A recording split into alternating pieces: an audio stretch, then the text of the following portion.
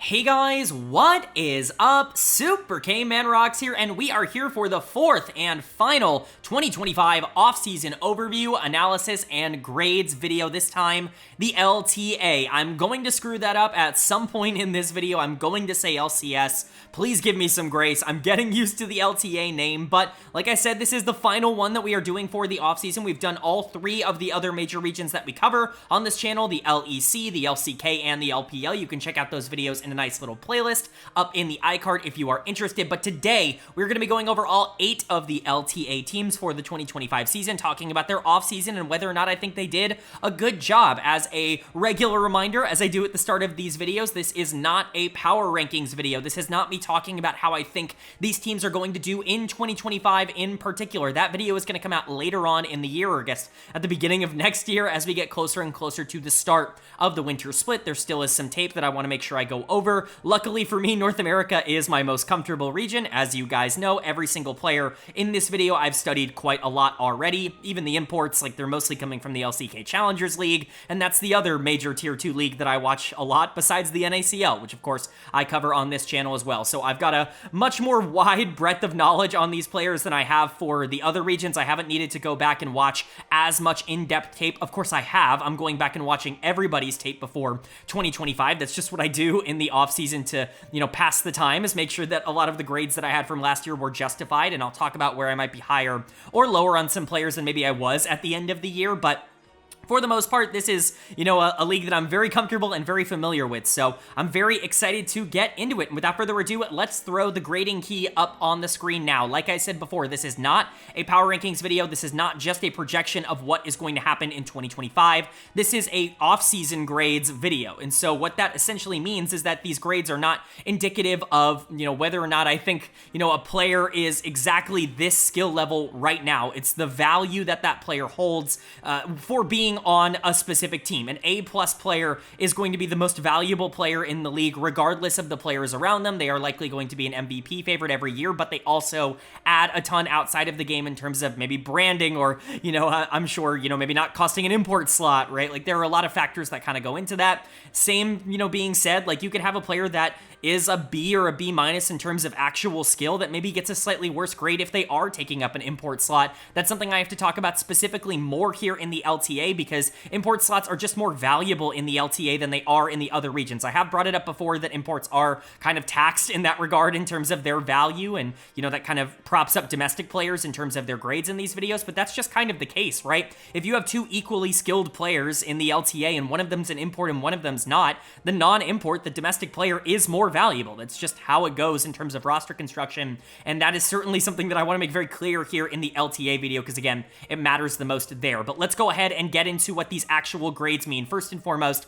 it is a super flexible scale. This is not something that's meant to be taken too literally. The difference between a B+ and a B, or a B- and a C+, or even an A- and an A, it's really not all that large. You can kind of move anybody up or down 1 or 2 letter grades if you really want to, and certainly make the case for the people you think are overvalued or undervalued by my grading scale down in the comment section below. I always love to hear your thoughts, but let's get into the specifics of what the grades mean. If you're in the A's at all, it means I truly consider you to be an elite player, somebody that is bringing elite value regularly to your team. An A+ would mean that you are the best player in the region by far. You would be valuable to any team regardless of the circumstance, and every single team in the league would give you a blank check if you were to join them. Unfortunately for the LTA, they are the only one of the major 4 regions that does not have an A+ player, in my opinion. I think that there are a lot of players that are kind of in that A-, B+ kind of sphere, but I don't think any of them have personally cracked into the A+, like guaranteed going to win MVP every single year type of value. I just don't think there's any player that has accurately gotten that over the past couple of years, but as we get into A and A-, this is where you're going to see a lot more players start to populate. A just means that you are a superstar. Likely you are, contending to be the best player in the region. You are a favorite to be the best player in the region, and your consistency is certainly there. You're going to be a favorite to win MVP and to be first team All-Pro and to be, a championship contender every single split, but you might not be the perfect player in the same way that I would consider an A+ player to be. That's somebody who would just win the title basically every year. Think Caps over in the LEC, think someone like Knight over in the LPL.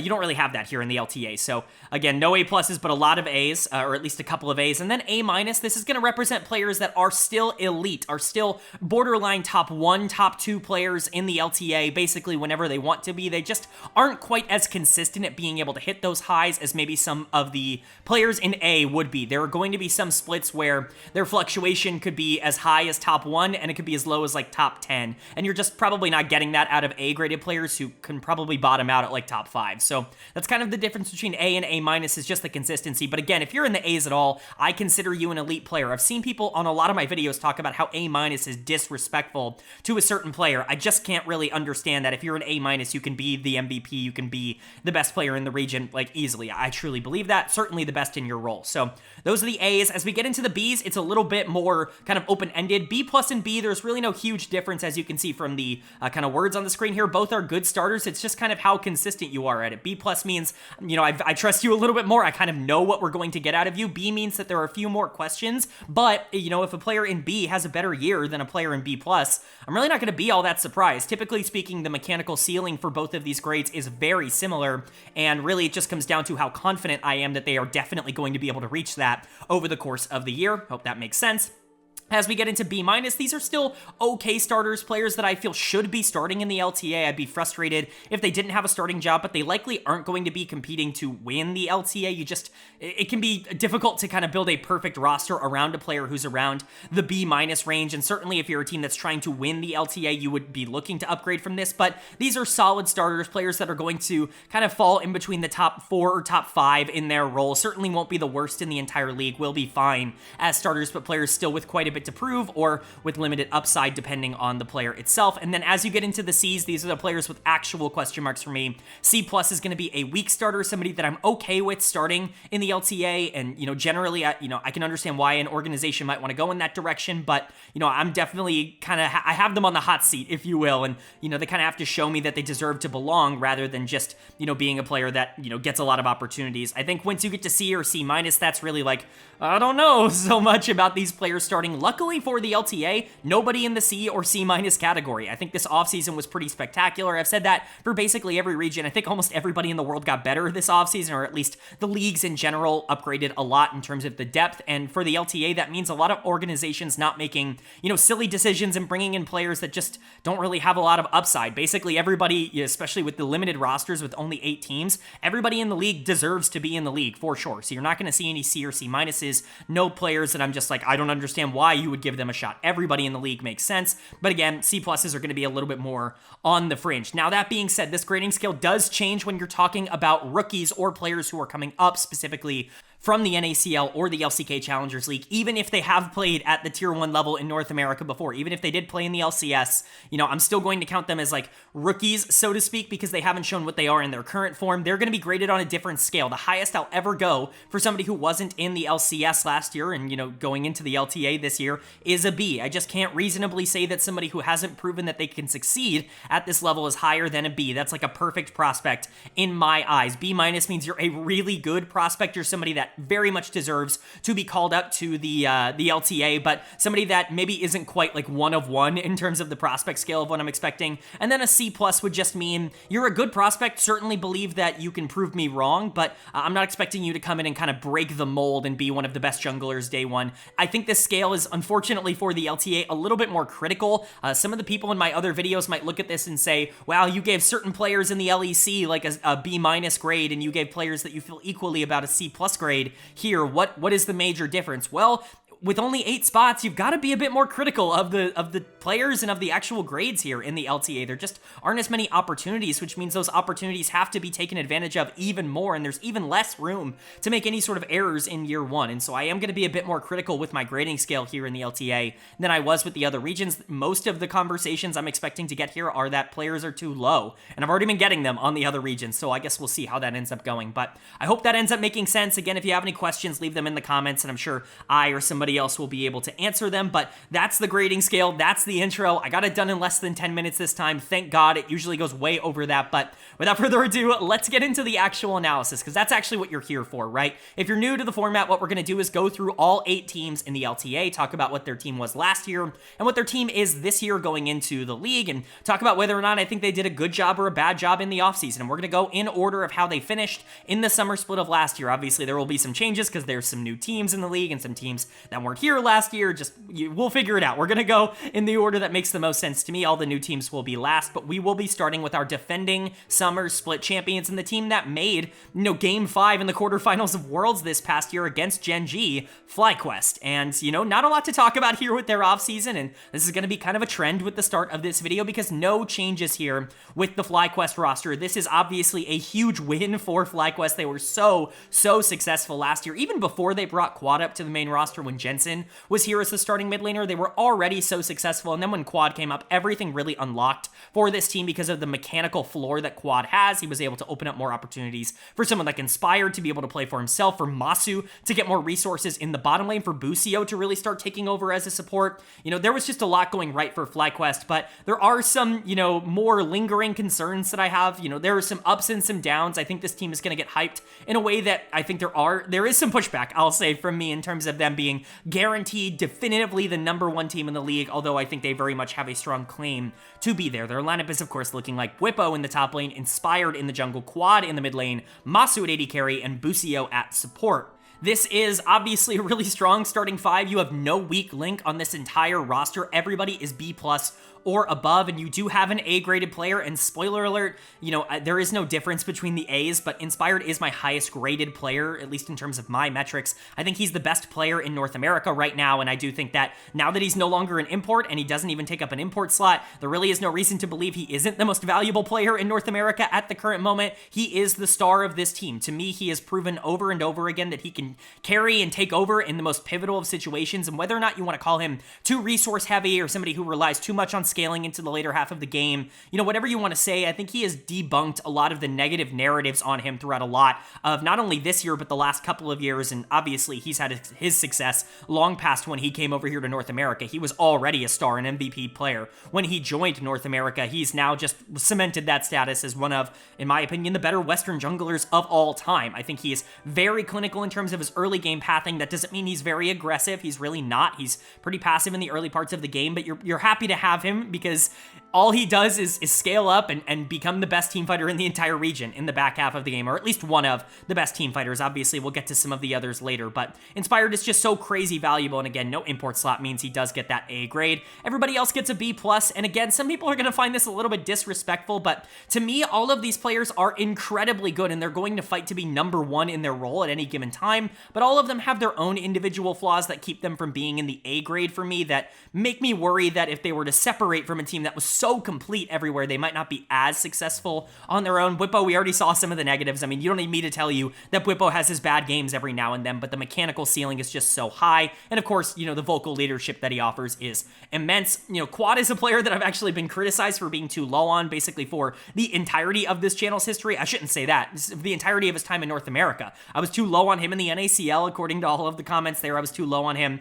in the LCS last year, and obviously he goes on to win the LCS to make the quarterfinals of Worlds. But you have to remember, I was Quad's biggest defender and supporter when he was on DRX and Nongshim over in the LCK. I certainly am not trying to sit here and say that he's not a good player. I just think that his playstyle is a little bit more direct than maybe you're going to see out of the best players in the role. And in my opinion, this is controversial, I think, he's not the best mid laner in North America. Specifically, I think he's probably an A-. He's probably in that zone in terms of what he's going to put out, but he is an import, and that to me is enough to knock him down to that B+ grade. And so overall for Quad, I like him. I think he is a little bit more resource dependent than you're going to get out of a lot of the other mid laners in NA, but it's generally fine. I think he works well with Inspired, and I think they found a combo that works there. Again, I'm not trying to shit on Quad for giving him a B+. Again, maybe some people are going to get mad at that, but I certainly think it's fair. And then Masu and Busio are also going to get B+ grades. some people might want to see Masu get an A- grade. I've been the biggest Masu fan since the NACL, since I was hyping him up so much last year, talking about how day one he was going to be a top 380 carry in North America, and that was kind of wrong. Like, honestly, I was too high on him in the spring split. Took him a bit of time to get comfortable and to get going. He was the one that benefited the most, I think, from Quad coming in and then playing a bit of a different style out of the middle of the map, but he really showed himself at Worlds. I mean, he was unbelievably good in that series against Gen G, really proved that he could compete against some of the best players in the world. And, that's going to bring a lot of eyes to him. I still need to see more domestically. Another thing that I probably should have pointed out, this is a domestic kind of video. This is an LTA focused video. This is not me trying to say this player is this valuable in comparison to the rest of the world. This is how valuable they are in the context of the LTA, and Masu still has a lot to prove to me in terms of being like an MVP caliber player, because he just really wasn't an MVP caliber player last year, which is what you kind of have to be in the A grades. And so for now, he's a B+, but again, like 2 or 3 games into the season, if this guy's absolutely obliterating people,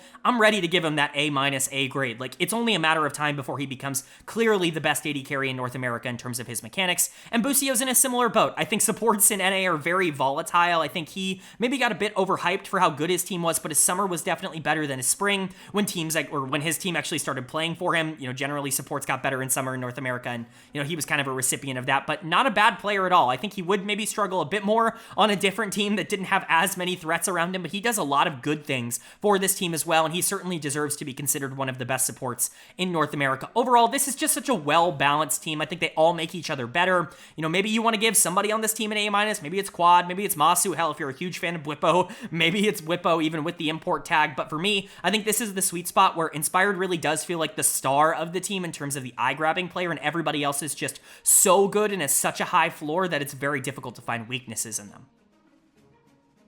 But then moving on to our second place team from last year, and it's the team that everybody thought was going to, run away with the summer split, but ended up actually being a little bit, I don't want to say underwhelming, but, the second place team throughout a lot of last year. It was Team Liquid, and a lot to like about no changes in their offseason as well. Again, I told you these would be relatively quick. Basically, all I'm doing here is just explaining the letter grades, and hopefully this is more of a tutorial section for you guys to get used to how my grading scale does end up working. But again, a team that's making no changes, running everything back, and how can I be frustrated with that? This team overperformed so much last year. The expectation was just not there for them to be one of the best teams in the league, in my opinion, and all they did was get better basically across the board. Every single one of these players, I think, improved throughout a lot of last year and really cemented themselves near the top of their positional rankings. So let's go ahead and get into it. Their lineup is looking like Impact in the top lane, Umti in the jungle, APA in the mid lane, Yon at AD carry, and Core JJ at support.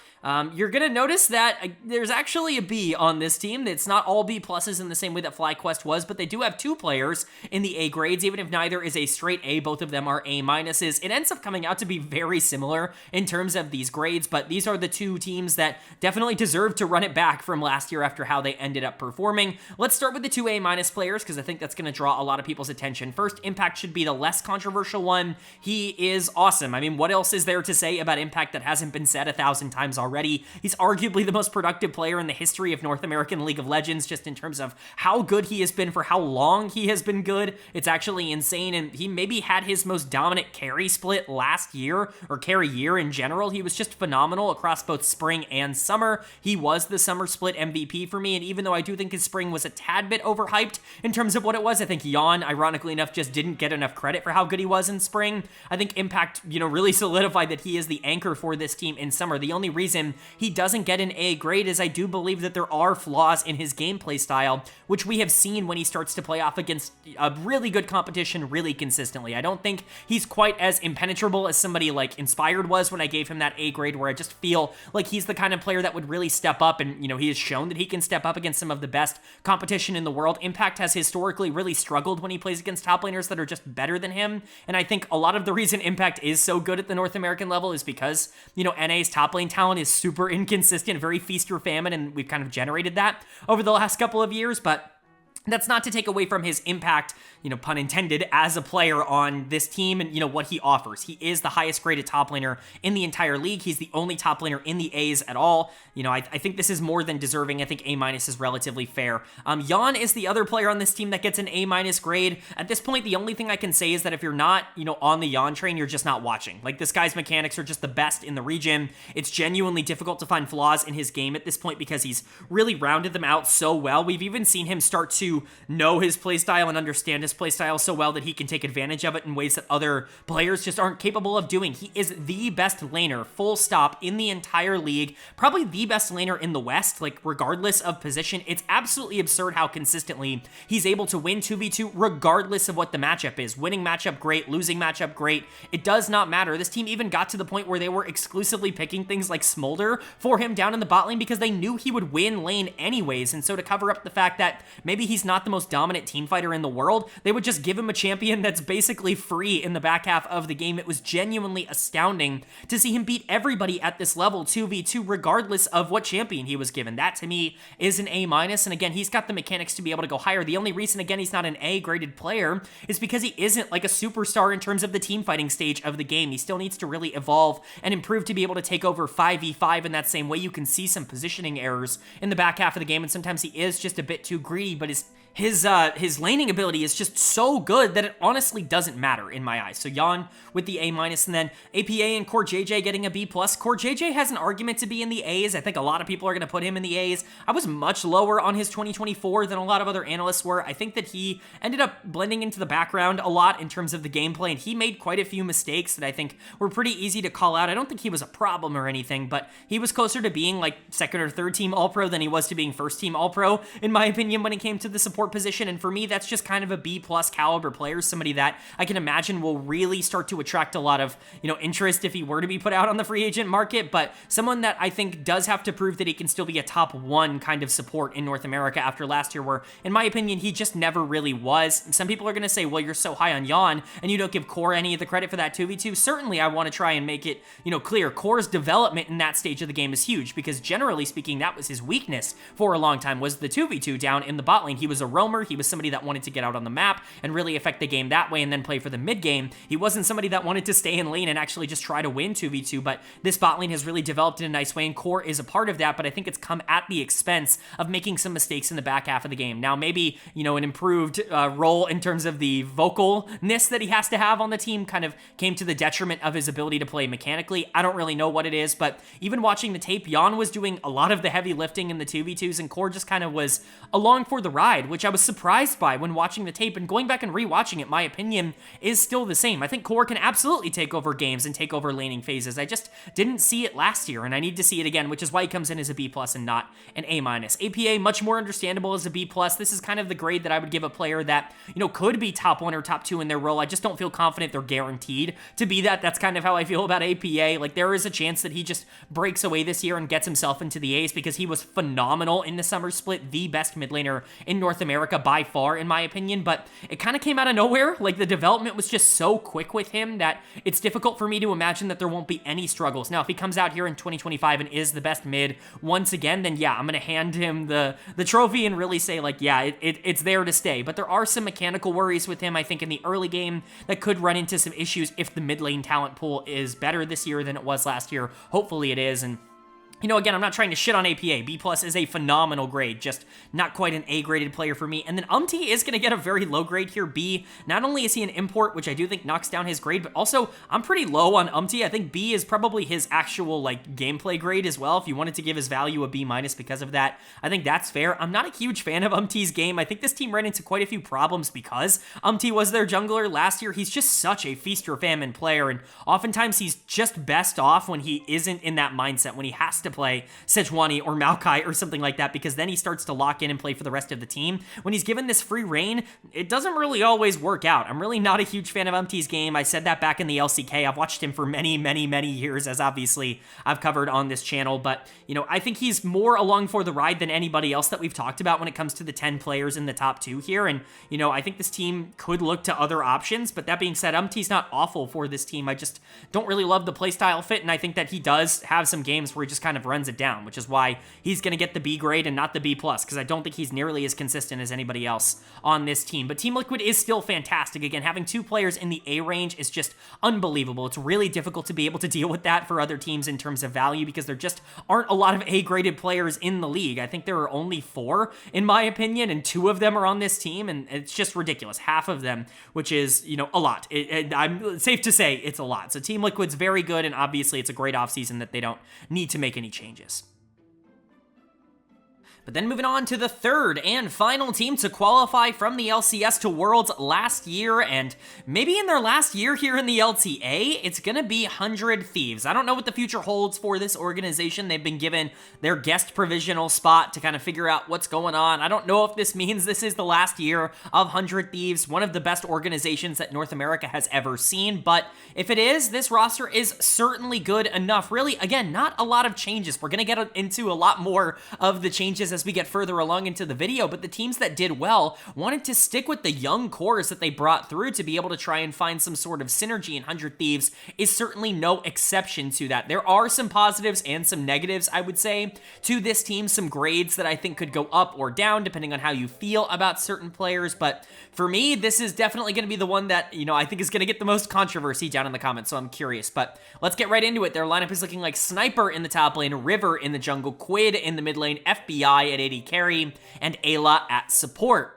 I think you took a team with a really nice young core that had a lot of real options to them, and I think, quite frankly, you just made them better in the offseason, or at least you made them more consistent. That's certainly something that I think I'm pretty comfortable in saying, and I still think you have the mechanical upside that you had from the players last year that really worked out for you, that got you to Worlds in the first place. But again, I think there's going to be a lot of conversation about whether or not these players are rated fairly. To me, I think this is definitely going to be the one that attracts the most attention, and I think Quid in general is probably going to be the grade that attracts the most attention. He's going to get an A- grade for me, even with the import tag. I think he's the best mid laner in North America right now. I think the tape kind of shows that. Last year, he was just unreal in terms of his ability to carry games for 100 Thieves. He is the reason they made Worlds. Not only that, but he was the reason they were really in the playoffs at all to begin with. This was not a particularly consistent team without Quid around them. They certainly struggled to find an AD carry or bot lane in general that would click or fit. Meech was really not the answer. Tomo came in and certainly provided a lot more for this team, but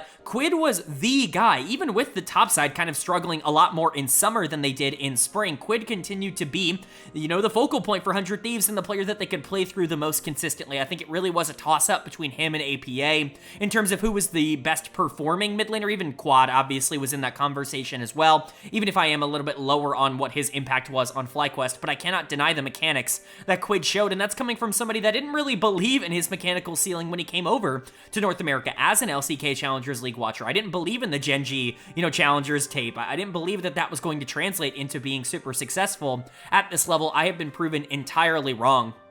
The tape that we got last year is very consequential to me. I think if you wanted to make him a B+ because of the import tag, I think that is entirely fair, and I certainly do believe this is going to be the grade that gets the most criticism in this video, or at least that's kind of what I'm expecting, but I'm going to stand by my guns. I think he's the best mid laner in North America, and I think everybody else has to kind of, live up to that mechanical ceiling and that carry ability that he showed for a lot of last year. I think people are going to talk about River and how important he was, and I kind of agree with that in the spring split. He was super important towards guiding this team in kind of a successful direction early on into their tenure when they still had a lot of growing to do together with players like Sniper and Quid and Meech and Ayla really getting their footing together. River was the glue piece that was putting them together. I still thought he was getting a little bit too much credit in the spring split. People were talking about him as an MVP caliber player that was just a little bit out of the reach for me. I don't even think he was the best jungler in spring, but summer, dude, go watch those games. He's a lot worse than you remember him being. Genuinely, there are so many mistakes being made by River, and this is not like a once-off kind of thing.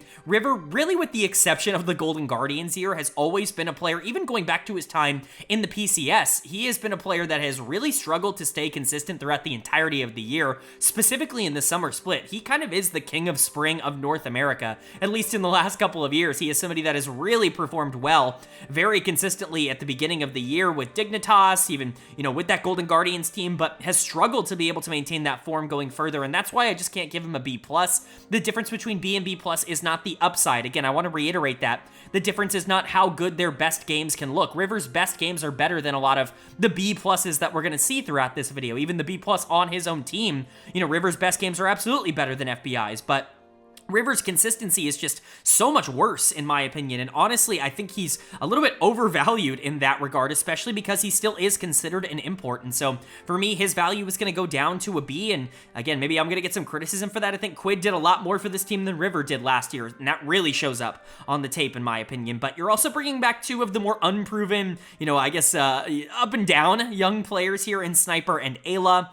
Sniper, I think, obviously was going to come back here, just the mechanical upside that he offers and how good he was in spring was certainly something that attracted 100 Thieves, but he was awful in summer, and quite frankly, he was the single worst LCS player in the playoffs last year. He was awful at Worlds, and I think that's going to stick on a lot of people's minds. Like, it just really wasn't a good end to 2024. He's a young player. You have to imagine that as long as he can keep it out of his own head, as long as he can keep himself from, getting down and really locking himself into those mistakes, he's going to be fine. He's going to be able to turn it around, which is why he gets a B-. I still think he's a very good prospect at this level and somebody that I would expect to be in contention to break out over the course of this year, but I just can't give him higher than a B- after kind of what we saw at the end of last year, which was just disastrous. I mean, this team could have been, top 2, top 1, with how they were playing and the momentum they had, but Sniper was insta-losing them some games, especially against, really good competition like Fly and Liquid, and so, we'll see what happens with Sniper. He's really got to develop, but the end of the year really put a sour taste in my mouth, and I'm kind of the opposite on Ayla. People really shit on him as a player. He takes a lot of the brunt of the criticism for this team. I don't think there's nearly as many bad plays as people give him credit for. Is he a dynamic playmaker in the same way that the top supports at the North American level are? Not right now. No, he's not Busio, he's not Core JJ, he's not Vulcan, he's not in that conversation, but he's not an absolutely horrible player, and quite frankly, he was very good for this team in their playoff run. Maybe there wasn't a lot of consistency outside of that, but it's kind of the opposite, like I said, of what Sniper was, where he really did not show up in playoffs. Ayla probably played his best league of the entire year in that Worlds qualifying playoff run, and so I am going to give him some credit in that regard, but it is going to stick him at a B- grade. I also obviously loved his NACL tape, or his Academy tape from back in the day on Team Liquid, and I'm still kind of holding on to that because he has shown flashes of it at this level. If he had shown nothing, then I would have given up, but he has shown actual good flashes, and he's been on a lot of winning teams, and so, I feel pretty good about keeping Ayla at the very least at a B- for now, but the only change is bringing in FBI to kind of shore up these 80 carry problems that this team had over last year. Tomo obviously came in and did a really good job for this team. I'm certainly not going to criticize him at all. I like Tomo a lot. I thought he more than deserved this call-up. The B grade, I think, is more than justifiable, and this is somebody that probably should be in the LTA going into 2025, and, we'll talk about him a bit more later, but FBI, I think, is just more proven and more consistent. People are going to point at the energy year last year and talk about how not good that was for him, and I think that that is generally fair, but we're talking about a guy who before that had been, the best 80 carry in the league for 4 straight years or so. Even the comment sections in all my videos, they were always like, oh, FBI's overrated, and at the end of the year, people were talking about how it's criminal that he's not considered the best 80 carry. It was like clockwork every single year, people realizing just how good he is and how well-rounded he is as an 80 carry, which is why he gets that B+ tag. Maybe I'll come to regret this, maybe this will look a lot more like a side grade, but I do think this is an upgrade for 100 Thieves. I do think they are getting better in this role by going from Tomo and especially going from Meech to FBI. I think this is something that will add some,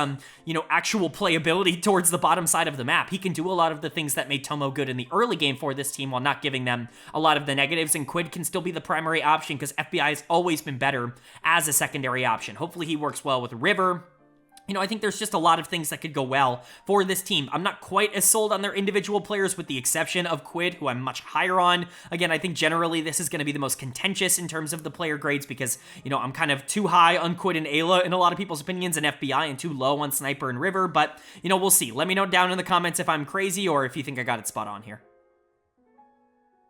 But then moving on now to our fourth team, the team that everybody thought was going to be the unanimous #1 team from last year until they missed Worlds somehow. It's Cloud9, and obviously they had some retooling to do this offseason just purely off of the fact that things did not go right for them, but then there's a lot of offseason drama. There's all these conversations around Jojo Pune and whether or not he's actually showing up to work on time. You have Berserker guaranteed leaving because he just needs to get out of here. He goes back to the LCK. He's actually on a team that not only can try to make Worlds, but can try to actually win Worlds, and obviously that's an achievement for him, and, you know, getting back to playing Korea, I'm sure is a big positive, but there were a lot of things that had to be fixed for this team going into 2025 because it kind of felt broken coming out of 2024. I think they did an okay job. I think generally speaking, they are worse on paper than they were last year, but most of that is just the fact that you're losing some of the most valuable players in the entire league, and you kind of have to make up for that. So let's go ahead and talk about it. Their lineup is looking like Thanatos in the top lane, Blabber in the jungle, Loki in the mid lane, Sven at AD carry, and Vulcan at support. Of course, topside staying the same, Vulcan as well staying the same. We'll start with Blabber because he is Cloud9 at this point. I've made a lot of claims about Blabber on this channel in the past, and I'm certainly not going to walk back any of those claims at any point in this video. I'm still a gigantic fan of Blabber, and we continued, even with all of the problems, to see the positives that Blabber offers throughout a lot of last year. He is still the kind of player that you can rely on to win you games, basically in any circumstance. He is just so consistent at playing so many different styles, and he's just really, really good. He can play tanks, he can play carries, and maybe he didn't get a chance to showcase it as an MVP as much over the course of last year, although he wasn't quite as far out of that discussion as a lot of people are going to kind of make themselves believe. He was really, really good in the summer split, but, you know, he's up there with Inspired. Him and Inspired are the only two A-graded players in the entire LTA North for me. There just aren't other players in the league that I think have as much value as they do. They can be on any team, they can be on any roster, and they will elevate them. The only concern with Blabber is that he didn't make Worlds last year, and that is something that is definitely, like, in the back of my mind of, can you be an A-graded player while missing Worlds? Like, is that even really a possibility here in North America? We're going to get to see that this year. If he comes out and he's just okay, we'll start to say that he's kind of on the downturn and maybe he wasn't as good as he has been the past couple of years. But for now, I just have no reason to believe that he isn't going to be the #1 or #2 player in the LTA going into this year, because he has been basically for the entirety of his actual starting career. And yeah, they're going to be happy they brought him back. He is the face of Cloud9 at this point. Thanatos and Vulcan are also coming back. These were the other players that I think performed, I would say, generally well over the course of last year. Vulcan played really, really well. I think almost underratedly really good for Cloud9 last year. He was somebody that had a lot of narratives kind of surrounding him going into 2024, and Spring didn't exactly dispel those narratives. Berserker had his worst year of his entire career with Vulcan as the support, and generally Spring was just really negative for Cloud9 overall. They weren't able to achieve their ambitions of getting top 2 and going to MSI. Little did they know it would get worse going into Summer Split, but Vulcan comes out in Summer and is clearly the best support in the entire region. He was dominant throughout the Summer Split, actively winning games by himself for Cloud9. It was a really impressive showing, and I do think that he did get some of his mojo back after, you know, whatever Cloud9, 2023 year he had, and then of course the FlyQuest and Evil Geniuses stops, like, they just weren't as successful as maybe you would have wanted. This was the kind of return to form that you would like to see. Still only gets a B+ because that track record is still a little bit shaky, but was easily the best support in my opinion in North America, was my first team All-Pro player, and if he plays even close to that again, he's an A- player. That was an A- kind of performance throughout a lot of summer, and Thanatos is going to get the B+. I think this is mostly for value. He's probably closer to being on the fringe of like a B+B player in terms of what he actually offers on the Rift, but his upside is just so unbelievable. Like, when he was really starting to get things together towards the end of the Summer Split last year, it really started working out. Now, there were some real problems, and honestly, this is one of my best takes that I've had on the channel, at least in terms of North American League in quite a while, which was pushing back on some of the Thanatos hype, because basically everything I said about his gameplay and his playstyle came exactly true, which is that he really fits into the NA style of this feast or famine kind of, play rate, where he's just not a very consistent player, and he's really not all that good at going into the late game and actually doing things with his leads. He's really not a macro-oriented player. He's not somebody that is very good at playing the map and taking a big CS lead into the late game and using it at the highest levels. He's just so good at being able to generate leads because he is so mechanically talented. He has a lot of things that I think he needs to clean up on the mental side. Hopefully we can see that development this year. I think we definitely started to see that towards the end of last year. If you can just keep that ball rolling, if you're Cloud9, that's the dream, right? That's what you brought him in for, but obviously obviously he was coming back. This was never really all that up for debate. So these 3 players I think are totally fine to bring back. And then you're making some changes. Sven is coming into the bot lane. This is about as well as you could have possibly done. Like, you're never going to get Jan or Masu, you know, these supremely talented and proven young players that can come in and be dominant from day one. I think obviously I'm sure they considered someone like a Scary Jerry to come in and be their big prodigal signing, but you know, generally I think going for the consistent route here is a no-brainer. Sven, lucky enough, still in his Cloud9 headshot because the North American teams have not done headshot updates in 5,000 years. Please God, Riot or any of the teams take headshots of these players so we can use new ones in these videos. But Sven is returning to Cloud9, this time as an AD carry, reuniting with Vulcan. They did play together a long time ago, but they are kind of coming back together as a bot lane duo. And even though I have this listed as a downgrade because it is like you're losing Berserker, anybody you would have replaced him with the exception of Jan or Masu, probably would have been considered a downgrade. Like, this is about as good as you could possibly do. Sven is a really good player, was the heart and soul of Dignitas last year, and honestly was the reason they won a lot of their games. I'm really high on Sven. I think coming back here to Cloud9, he's going to offer a bit of stability in the bot lane that they just haven't had in a while. He is just a very capable, stable, really talented starting AD carry, and we kind of knew that he would be that when he came back to the role in summer of last year. Him and Vulcan also had great chemistry when they played last. Hopefully that ends up continuing here. He was an MVP caliber player last time he was playing AD carry for Cloud9, and you know, it's not like he was like ridiculously far off from being in that conversation last summer. You know, he definitely wasn't, but you know, that had more to do with Dignitas not being particularly good than Sven being bad. I think this is fine, even though it's listed as a downgrade. And then you're bringing in the more questionable one to me, which is Loki coming into the mid lane here. I've had kind of a mixed run on Loki so far. I was really low on him when I first watched his tape going into this offseason, where I was like, like, he is not the LCK Challengers League mid laner that I would have brought in. You know, obviously Zinni was never going to be on the table, but there were a lot of options, I think, to bring in that just excited me a little bit more than Loki, especially because the last time I really took a deep dive into Loki and into the Hanwha Life Challengers team, Roamer was the dominant mid laner for them, and he was the one that was really showing off, and I think his Challengers League tape is just better, and he's already played in North America for an entire year. It felt obvious to me that he would have been the selection over Loki, and you know, that made me kind of really dislike this signing for a little while. I went back and rewatched the tape a couple of days ago before making this video. It is definitely better than I was giving it credit for. I just needed to watch more games. I just needed to get a wider breadth, but you know, I'm really not sold on Loki coming in here. This is the piece of the team that I am by far the least confident in. If he comes in and is fine, like a middle tier mid laner, I'm not going to be surprised, but if he comes in and is like bad and needs to be replaced, I'm also really not going to be all that surprised. The tape is not consistent. This is not, you know, the same as, you know, what we saw with Roamer even, or Quad coming in last year, where these guys were not only dominating the Challengers League, but, you know, had a ton of mechanical hype around them and had some experience at the top level. Like, Loki is a true punt. Like, this is really them spotting something mechanically in his tape that I just don't see. So for now, he's going to get a C+ grade, not only because I'm really not sold on him as a prospect, but because he also is taking up an import slot. This is a very bold decision. We've seen Challengers League players come over and do well in the past. Maybe he just has a lot of this upside that I don't see. I didn't see it in Quid, and obviously I've really turned around on Quid, but Loki is one of those players that definitely needs to prove more to me than maybe some of the other imports that we're going to talk about from the Challengers League throughout the rest of North America. So that's really the big question mark for me. I feel great about Blabber. I think Thanatos is going to be at baseline really fine because he's really good at winning lane and he doesn't really give over advantages to enemy top laners, even if he's not the same kind of game breaker that maybe everybody wants him to be. And I think Sven and Vulcan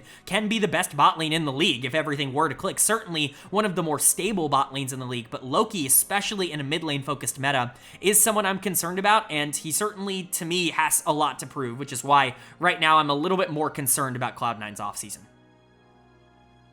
But then moving on now to our fifth team of the video, we are going into the second half here, and it's a team whose super team did not work out last year, so they're going in a very different direction this year. It's Dignitas. I think a lot of people are kind of surprised to see this organization back. I think when all of the rumors and news came out that there was going to be two orgs dropping from the LCS, going into the LTA North, and just kind of creating this new circumstance, I think a lot of people assumed it was going to be Immortals and Dig that ended up leaving the league. It ended up not being Dignitas to to a lot of people's surprises, and they're running back kind of an interesting roster, certainly one that I think is more interesting than Twitter is giving it credit for right now. I think there's been a lot of talk about how this is the lamest offseason in the LTA North, and while I certainly don't think it's the most exciting, I think there are too many pieces here for me to say that they did nothing and that they came away with nothing. I don't think anybody came away with nothing this offseason, but their lineup is looking like Surdy in the top lane, Shaden in the jungle, Kana in the mid lane, Tomo at AD carry, and Isles at support.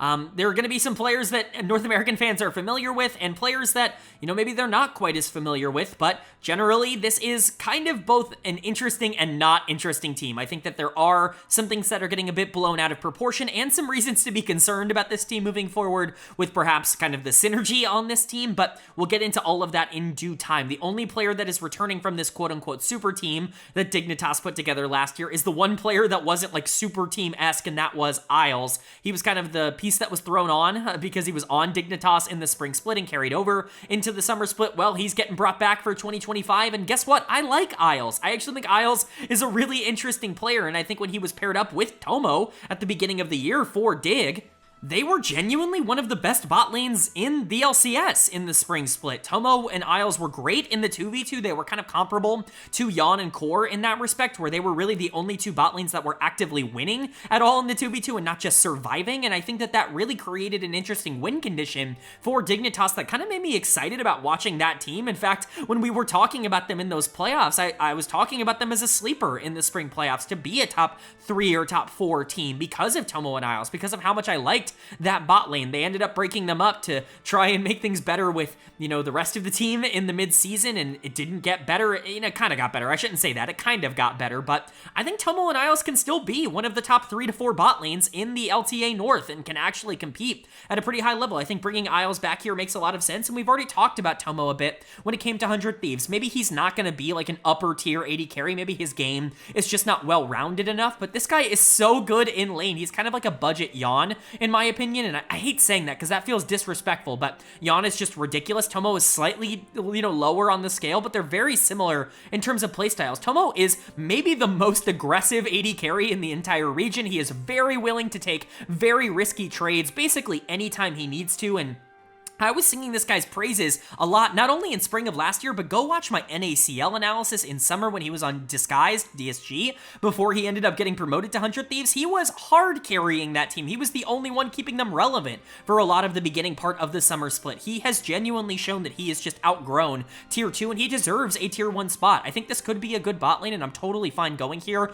I'm gonna call this a downgrade because Sven is just that good. Like, Sven is genuinely the kind of player that could, be a first-team All-Pro every single split, and I just don't know if Tomo has that kind of upside. I think his problems in terms, or his positives in terms of aggression can sometimes be negatives in terms of consistency, but that being said, like, Tomo's still a really good player. He shouldn't come in any lower than a B. He is an asset and valuable to this team, and him and Isles have good chemistry, so I'm excited to see these two back together. Hopefully they can reignite some of those positive games from the spring split of last year, but you're also bringing in kind of a more experienced mid laner, or at least, more experienced than, an NACL player in Kana in the mid lane. I believe I'm saying that correctly. Who could be Kaney?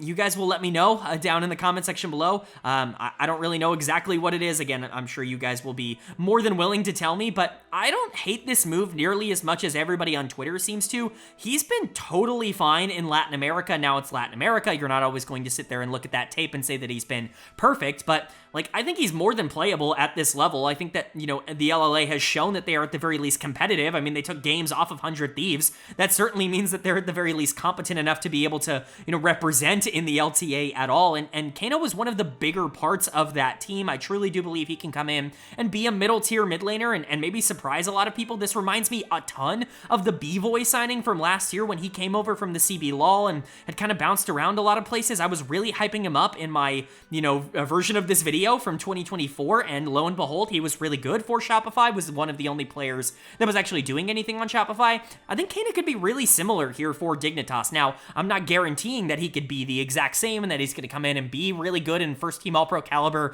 like B-Voy was, but I certainly don't think this is quite as direct of a bad move as a lot of people on Twitter like to make it out to be. Maybe he doesn't have the upside of some of the other NACL players that I would like to see get promoted at some point, but he's certainly good enough to be given a shot here in the LTA, and I'm not going to give up on him.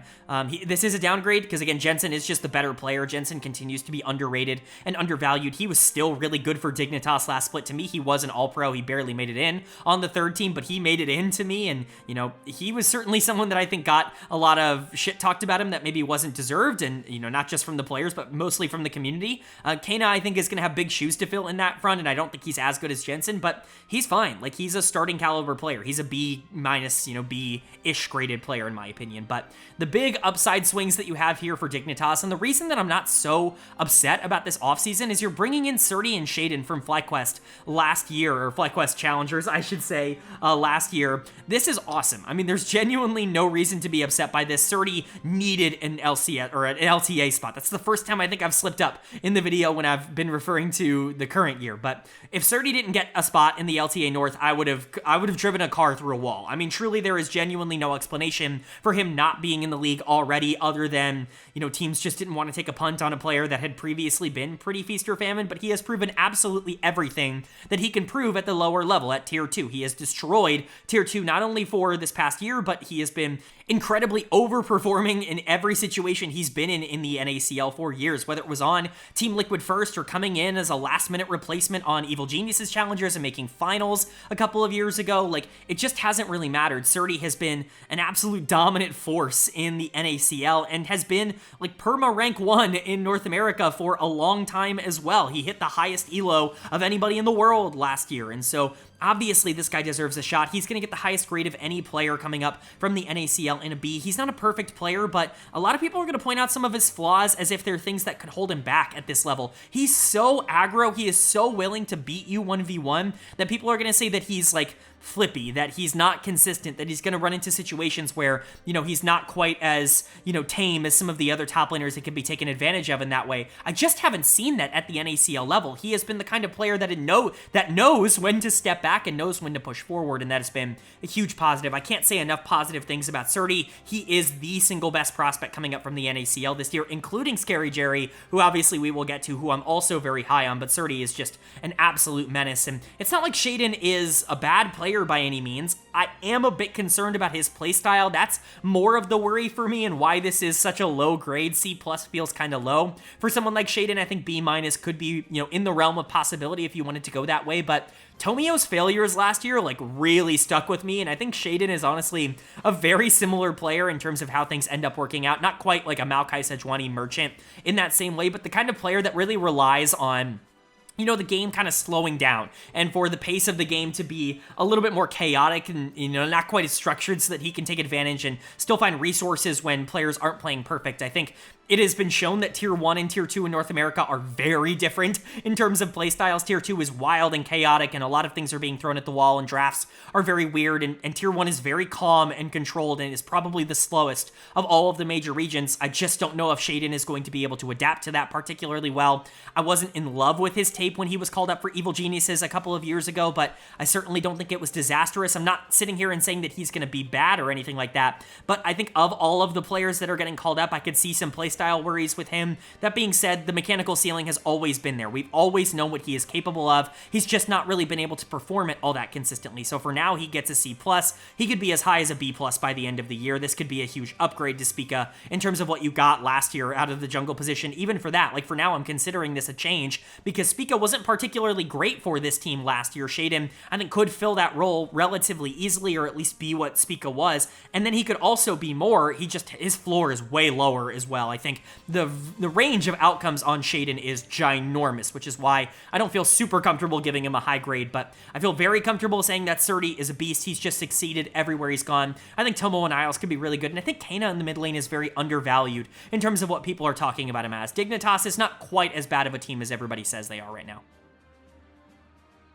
But then moving on to our final team to return from the LCS last year to the LTA this year, it is going to be Shopify Rebellion, and this is a team that very much came in with expectations. They bought out a spot that a lot of people did not expect to sell, and obviously had a lot of expectations with the TSM kind of mantra behind them, but they came into the league, had a pretty decent offseason, promoted a couple of NACL players, and then mega underperformed. Just could never find their footing, kept running into problems and issues where players just weren't performing all that well. And you can see that in some of the grades from these players last year. They have the only C-graded player in the video, unfortunately, in Fake God, who I really like at the NACL level, but just wasn't good enough here in the LCS last year to justify having a grade higher than that. And you've got players like Zazel, who really struggled last year. You had a jungle position that really was problematic until Boogie came in and kind of stabilized it. Wasn't great, but wasn't awful. Insanity certainly was very inconsistent. And now you're going into this year with a very clear picture, a very good offseason in my opinion, and another year of hope. Hopefully it goes a lot better than last year's year of hope, where they were projected to be, a pretty clear-cut top 6 team in my opinion. So let's go ahead and go over it. Their lineup is looking like Fudge in the top lane, Contracts in the jungle, Palafox in the mid lane, B-Void AD carry, and Seos at support. The only non-change is B-Voy coming back here into the AD carry role. We already talked about him a bit in the Dignitas section, but of course, coming over after bouncing around league after league after league over the last, decade or whatever it's been, 5 years especially, he's really been everywhere from Europe to Brazil and now here in North America. He's kind of just gone all over the place starting from Korea, but he has really cemented himself as a pretty solid AD carry. Now, the only reason he doesn't come in higher than B is because his best gameplay was the spring split, the small stretch of time where he came in the spring split, replacing Wild Turtle and kind of, I guess, taking his actual starting spot once he got the visa. And he was, first team All-Pro in spring, which was really, really great from him. He deserved it. He was an excellent player. It trailed off quite a bit in the summer split. I think a lot of attention went other directions, most notably in towards the mid lane with Insanity, actually him getting a lot more resources in a meta that I think actually did kind of play into his strengths with a lot of the AD carries in the mid lane. I think B-Boy kind of took more of a backseat, and that generally kind of took down his production. I think he didn't play quite as well in the summer split as he did in spring, which is why he drops to a B, but this is a really good player, and I think if he wasn't taking up an import slot, I would be a lot more willing to give him that B+ grade and to give him the benefit of the doubt. The problem is, if you're on the edge, I'm gonna probably lean towards the lower grade if you are taking up an import slot, and he was kind of on the edge of a B+ and a B for me, so B ends up being the grade, but I do like B-Boy, and he's basically everything that I expected him to be coming into the league. I hyped him up a lot before last year, and I continue to feel like he's a really solid AD carry. He's the perfect player to bring back here, easily the best from the team last year, but you're surrounding him with quite a few interesting players. The mid-jungle duo coming in from NRG in Contracts and Palafox. Of course, NRG very shockingly leaving the league after only a couple of years in from buying the CLG spot. Certainly not what a lot of people wanted to see, but Contracts and Palafox have made the quarterfinals of Worlds as a mid-jungle duo. There are some strengths and some weaknesses to their games, but I think generally this should add a more stable presence in the middle of the map, which is really just what they're looking for. I think Contracts is more of a clear-cut upgrade, in my opinion, in terms of what you're getting out of these two. I think Contracts is clearly a pretty solid player. I think at times he can be a bit overhyped by the community. He was the best player on NRG last year. Him and FBI, I think we're kind of trading some positive and negative plays over the course of this split, but Contracts certainly a player that I like. I don't love him. He is inconsistent. I don't think there's any way to kind of get around that. Giving him a B+ just would be disingenuous when I said the difference is that one is consistent and the other is not. Like, Contracts is just not consistent.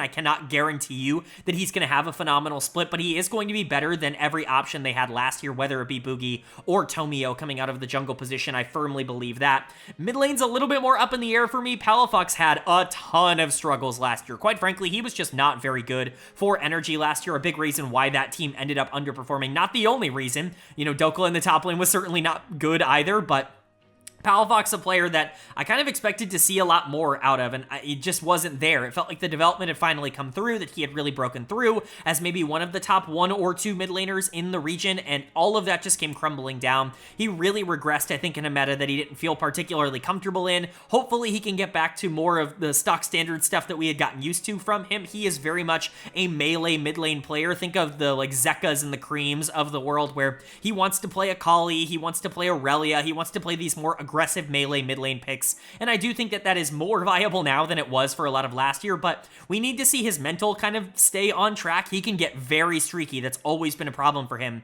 in the past, which is why this is a change. I think Insanity is an okay prospect, if a very limited one, because his playstyle is also so predictable. He is very good at those 80 carries in the mid lane. You know, I think you're going from a very predictable player to another very predictable player, but Palafox should theoretically have more upside, which is why I think this is a good move. Certainly not a downgrade, but could be an upgrade if they can get him back on track. And then the other two moves I think are just really great moves in general. You're going from two players that kind of weren't very good in their, you know, third or fourth chances in the LCS last year in Fake God and Zazel, to two players that I think could be near the top of their position this split in Fudge and Seos. Fudge is obviously a lot more proven at this level. He is somebody who's played for Cloud9 for a long time and has been consistently one of the best top laners in the entire league. I honestly think Fudge is underrated. He got so much shit on that Cloud9 team for some positive and some negative things that he would do, but for the most part, he was the best top laner when he was playing for Cloud9. It just hasn't been, you know, a great run for him. After he got replaced by Thanatos, he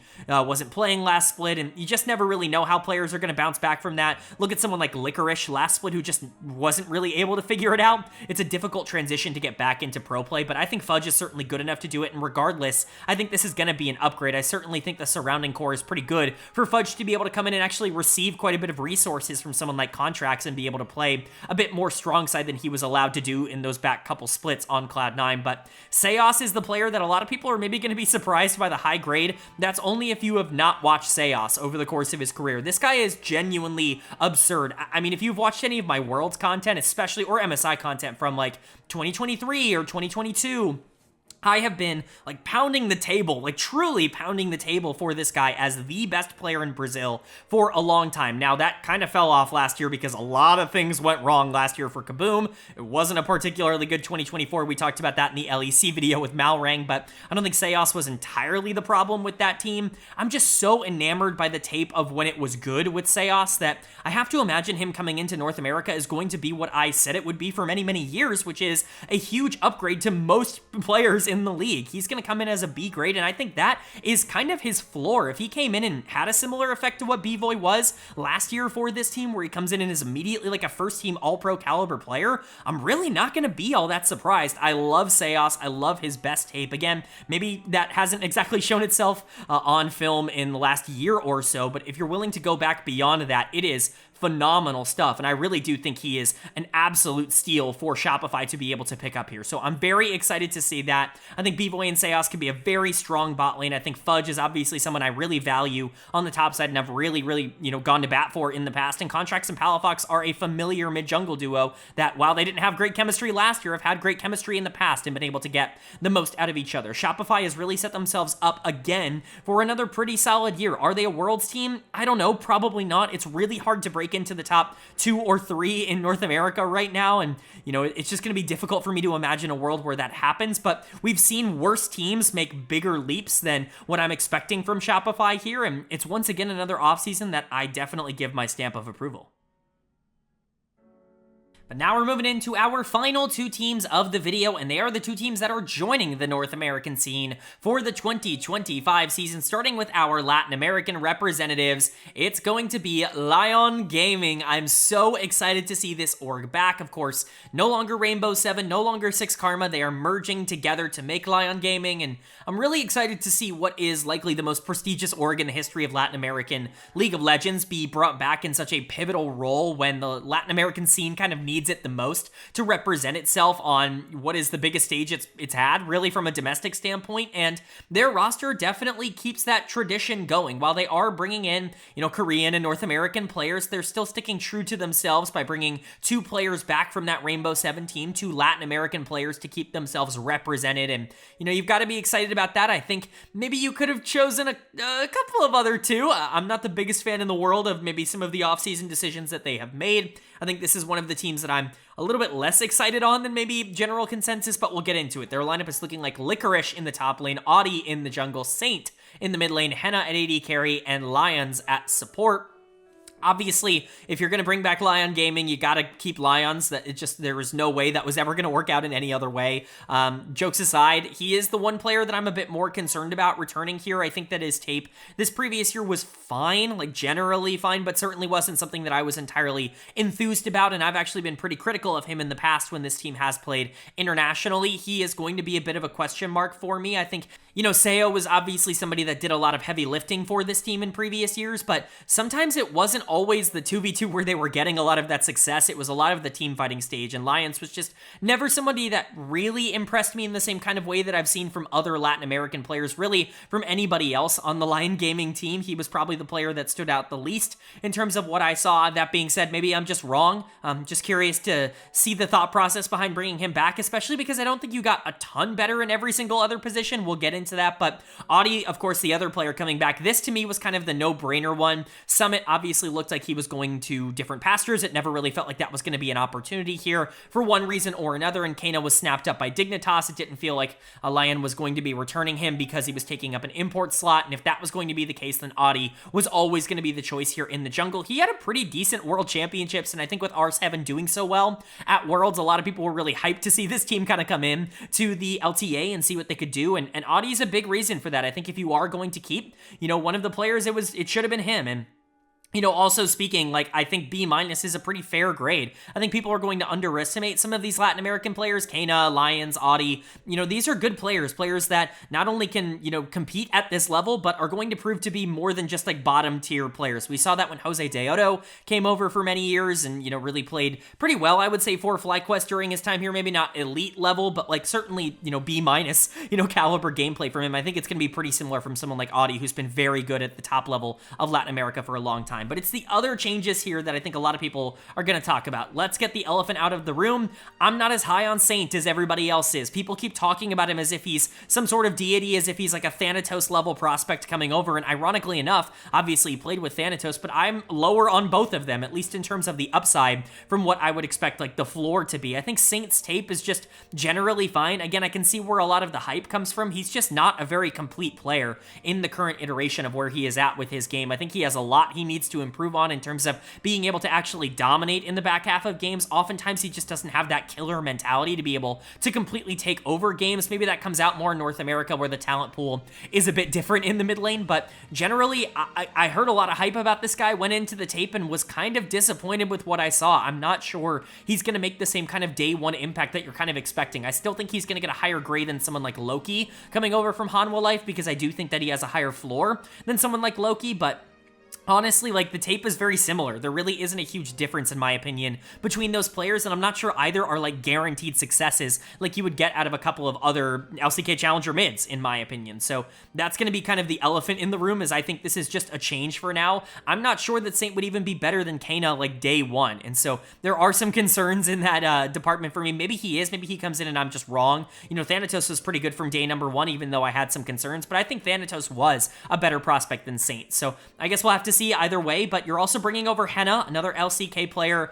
I don't like this process. I've talked about this a lot in the past. I'm really against bringing over mid to low tier players from other regions that have been playing for many, many years. It's different when, the LEC imports Ice, or, someone like Jun, who, while they weren't particularly good in their LCK stints, they didn't have a ton of top level opportunities, and so it's not quite the same. Henna's been playing in the LCK for years, 3 or 4 years, and he's never been anything other than a borderline bottom 3, bottom 4 AD carry in the LCK. He's just never really been able to break through, and I've always been a lot lower on him. I think he'll be fine here in North America. I think he's going to come in and be stable enough, but kind of compounding that with the fact that I don't think Lyons is a player that I'm expecting to really do all that well, and I think Saint is also a player that I think is a little bit overhyped.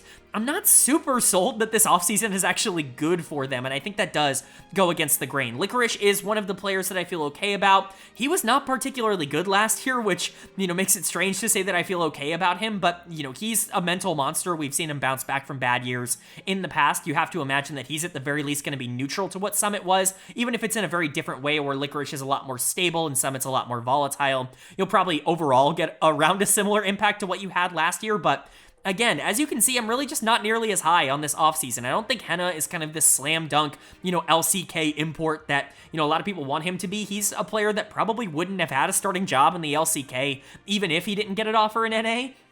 At least he wouldn't have had a guaranteed one, in my opinion. Lions, I'm concerned about translating to North America on a game-to-game basis. Audi certainly is someone that I like, but I don't know if he's ever going to be near the top of the jungle rankings. Saint, I think, is a bit overhyped in terms of his current ability. I think his potential is there, but I don't know if he's going to be able to show that in year one, and Licorice is coming off of a bad year, and so it's just a bit concerning to me. I could definitely see this team struggling, and I think this is probably the weakest offseason, in my opinion, coming out of the LTA.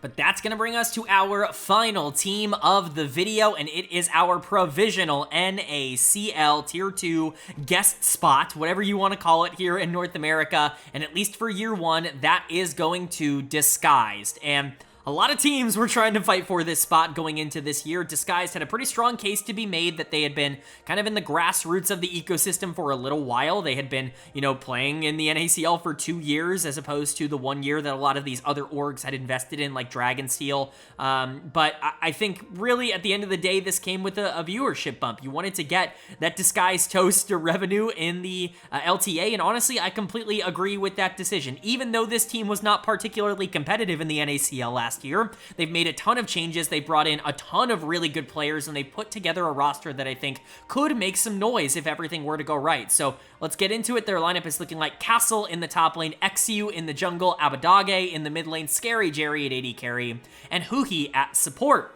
This team has a lot going for it, a lot to like about it for sure. I think the consistency of it might not be nearly as high as maybe you would like from a team like Disguised, with the reputation they probably have behind them. But coming into the guest spot, they weren't always going to be able to get the best players in the world. A player is probably going to choose one of the actual LTA teams instead of the guest spot just to guarantee their spot in the league next year if they were to play well, kind of thing. But they still were able to put together a roster that I think is going to be more than competitive at this level, and certainly should be able to, at the very least, be favorites to keep their spot. Obviously, no changes from last year. They wanted to go with a completely revamped roster. I think that is entirely fair considering their promotion here to the LTA, and, considering the fact that, the talent pool had opened up quite considerably from what they were probably offered in the offseason last year. But let's talk about the ones that I'm really a big fan of. The first signing of the offseason for Disguised was Abadaga coming into the mid lane here.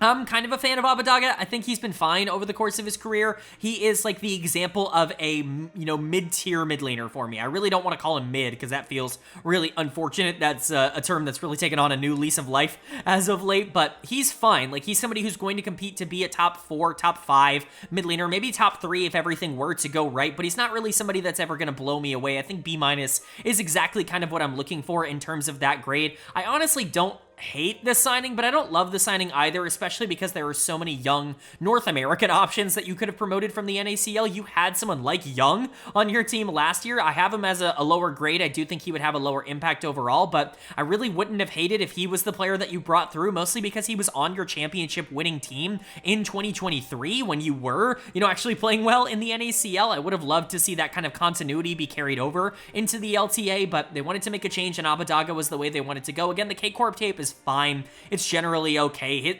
Really what you're kind of hoping for is that he can be like the 100 Thieves version of him, not even like the Excel version of him from a couple of years ago, the version of him that could actually win the LCS. That's kind of what you're hoping you're bringing in. I don't think that player is necessarily still there, but maybe I'll be wrong about that.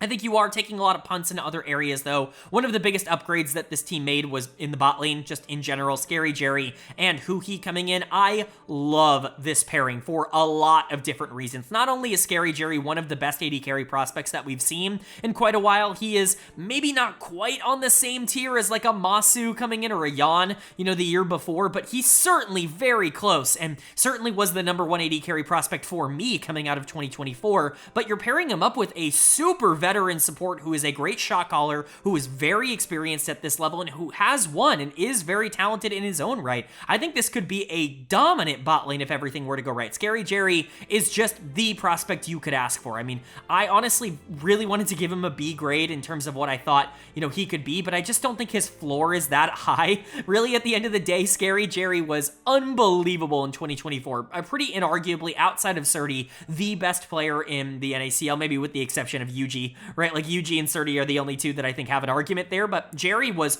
right up there in the MVP conversation with both of them for the entirety of the year in the NACL, and the only concern is that was really the first year where he was able to take over in Tier 2. He had played in Tier 2 before and hadn't quite been at that same level, and so you're worried that maybe it just takes a little bit of time for him to be able to ramp up to that next level and get comfortable, but by all accounts, this guy has like the #1 work ethic in the entire region. He's willing to grind day in and day out and really push himself to become the best, and if that's the case, he's got a great group of people around him to be able to get him to that spot. Huki, obviously a great motivator, but Abadaga, somebody who's been successful on top teams in the past, that he has great role models on this team, and I think getting to play bot lane with Huki for an entire year is a massive positive for his development, because Huki is eternally underrated. Again, people are going to look at the energy year last year and just say that things were disastrous and all those players were bad, but for a lot of that year, the bot lane was entirely fine. In fact, FBI and Huki were playing well for most of the spring split. It was really summer where,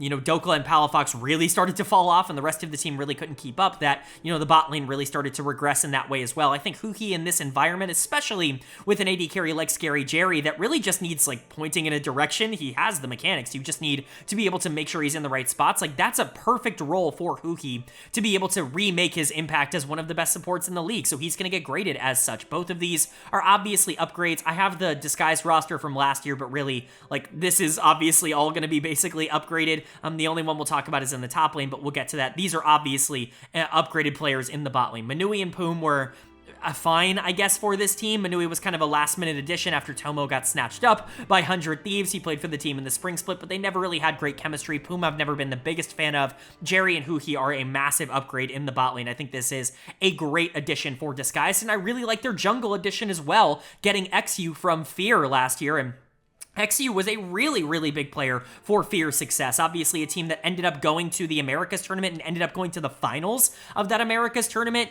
He was on a top team basically all year long. People were criticizing at the beginning of the year that LCS teams were not picking him up in 2024, and he really made good of that, I would say, in the NACL, where he was consistently one of the best junglers alongside Yuji for the entirety of the year. I think giving him another promotion, another call-up here was a no-brainer if Disguise just wanted to get the best available NACL jungler. I still don't know what's going on with the Yuji situation, but, XU is the one who ends up getting that spot. He is certainly a huge upgrade to Yukino, who just was not very good last year at all, and he's somebody that I'm hoping is going to be good. He gets a slightly higher grade than someone like Shaden because, again, I think his floor is much higher, even if I think their upsides are relatively similar. I'm a bit worried that XU wasn't perfect when he first played in the LCS, but I think he's learned a lot over the course of the last few stints, and I think this could be a better roster for him to be able to take advantage of his skill set. The only lane that I don't think is a direct upgrade, like directly better, I think would be top lane for me.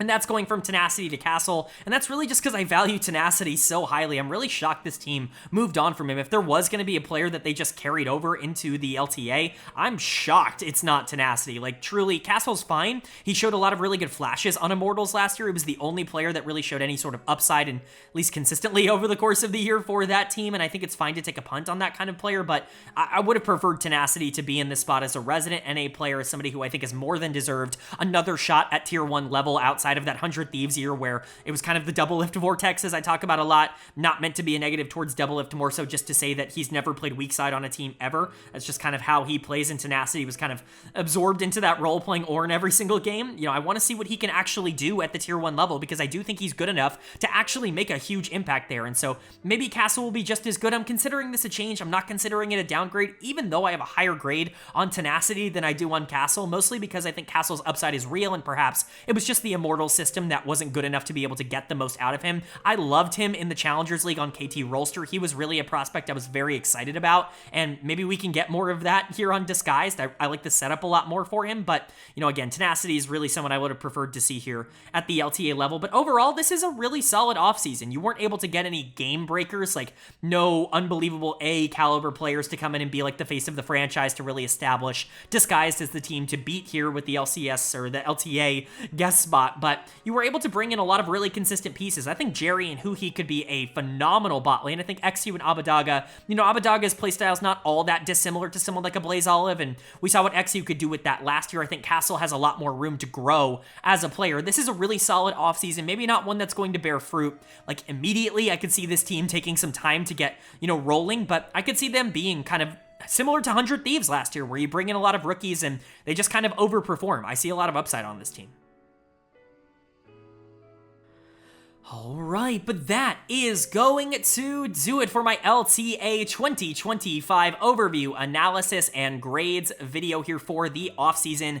Do hope you guys enjoyed. Again, a bit of a shorter one in comparison to the others because there's only 8 teams, but this is going to be the final off-season grades video of the off-season, if you will. The next video is coming up, the actual power rankings at the start of winter. There's going to be a little bit of a gap. We've got the holidays coming up. I'll be out of town. I'll be away from keyboard, and so I might not be quite as active in the comment section here as I have been in some of the other videos, but do not worry. Content is right around the corner, and the season is right around the corner. We've covered every single major region team. It's now time to see what actually happens when they play it out. I could not be more excited. I know you guys are excited as well, but let me know down in the comment section below, what off seasons did you like the most? What off seasons did you dislike the most? What teams are you excited to see in 2025? And what teams do you think are just kind of boring in 2025? Would love to know your thoughts and opinions. Also, who am I overhyping or underhyping? Not only in terms of the teams, but the individual players as well. I'm sure you've already let me know your pressing thoughts down in the comments, but let me know your overarching thoughts down in the comments as well. But with all that being said, I hope you all are having a great day. I hope you continue to have a great day,